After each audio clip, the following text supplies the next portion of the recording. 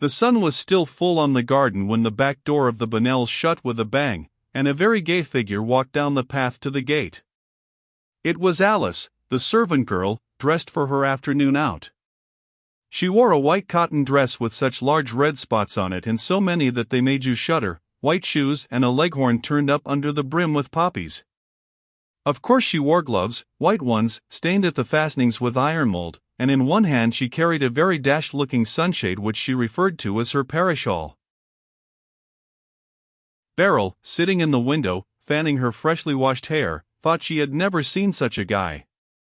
If Alice had only blacked her face with a piece of cork before she started out, the picture would have been complete. And where did a girl like that go to in a place like this? The heart-shaped Fijian fan beat scornfully at that lovely bright mane. She supposed Alice had picked up some horrible common larrikin and they'd go off into the bush together. Pity to have made herself so conspicuous, they'd have hard work to hide with Alice in that rig out. But no, Beryl was unfair.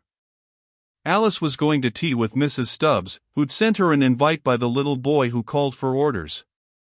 She had taken ever such a liking to Mrs. Stubbs ever since the first time she went to the shop to get something for her mosquitoes. Dear heart! Mrs. Stubbs had clapped her hand to her side. I never seen anyone so eaten. You might have been attacked by cannonballs. Alice did wish there'd been a bit of life on the road though. Made her feel so queer, having nobody behind her. Made her feel all weak in the spine. She couldn't believe that someone wasn't watching her. And yet it was silly to turn round, it gave you away. She pulled up her gloves, hummed to herself and said to the distant gum tree, "Shan't be long now." But that was hardly company. Mrs. Stubbs's shop was perched on a little hillock just off the road. It had 2 big windows for eyes, a broad veranda for a hat, and the sign on the roof, scrawled Immerse Stubbs's, was like a little card stuck rakishly in the hat crown.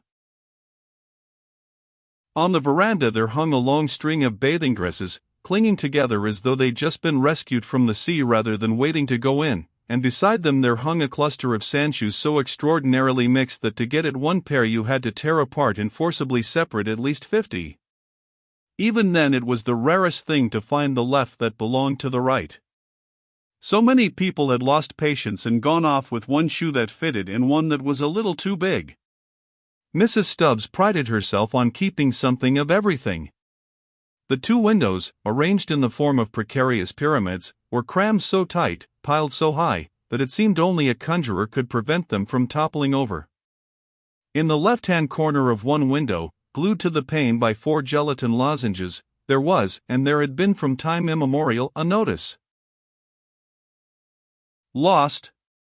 Handsome Gioli brooch solid gold on or near beach reward offered. Alice pressed open the door. The bell jangled, the red serge curtains parted, and Mrs. Stubbs appeared. With her broad smile and the long bacon knife in her hand, she looked like a friendly brigand. Alice was welcomed so warmly that she found it quite difficult to keep up her manners. They consisted of persistent little coughs and hems, pulls at her gloves, tweaks at her skirt, and a curious difficulty in seeing what was set before her or understanding what was said. Tea was laid on the parlor table, ham, sardines, a whole pound of butter, and such a large Johnny cake that it looked like an advertisement for somebody's baking powder. But the Primus stove roared so loudly that it was useless to try to talk above it. Alice sat down on the edge of a basket chair while Mrs. Stubbs pumped the stove still higher. Suddenly Mrs. Stubbs whipped the cushion off a chair and disclosed a large brown paper parcel. "I just had some new fodders taken, my dear," she shouted cheerfully to Alice. "Tell me what you think of them."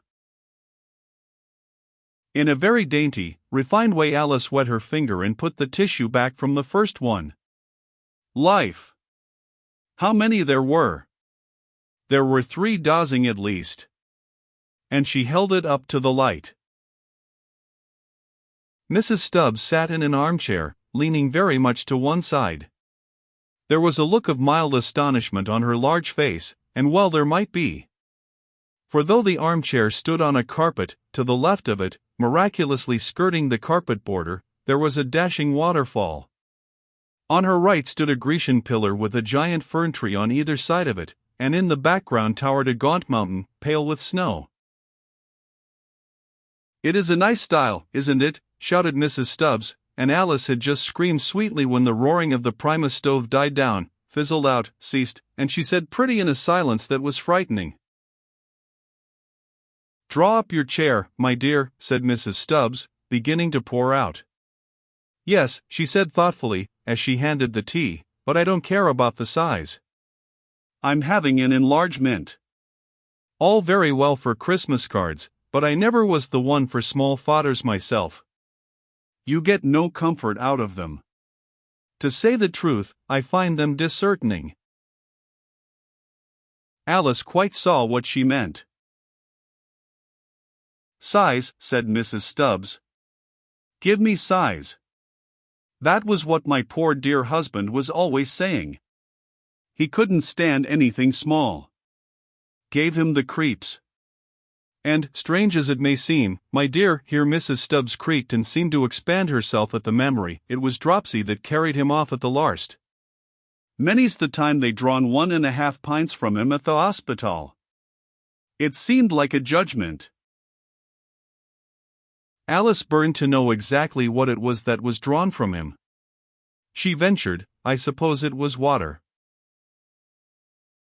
But Mrs. Stubbs fixed Alice with her eyes and replied meaningly, "It was liquid, my dear." Liquid! Alice jumped away from the word like a cat and came back to it, nosing and wary. "That's said Mrs. Stubbs, and she pointed dramatically to the life-size head and shoulders of a burly man with a dead white rose in the buttonhole of his coat that made you think of a curl of cold mooting fat. Just below, in silver letters on a red cardboard ground, were the words, "Be not afraid, it is I." "It's ever such a fine face," said Alice faintly. The pale blue bow on the top of Mrs. Stubbs's fair frizzy hair quivered.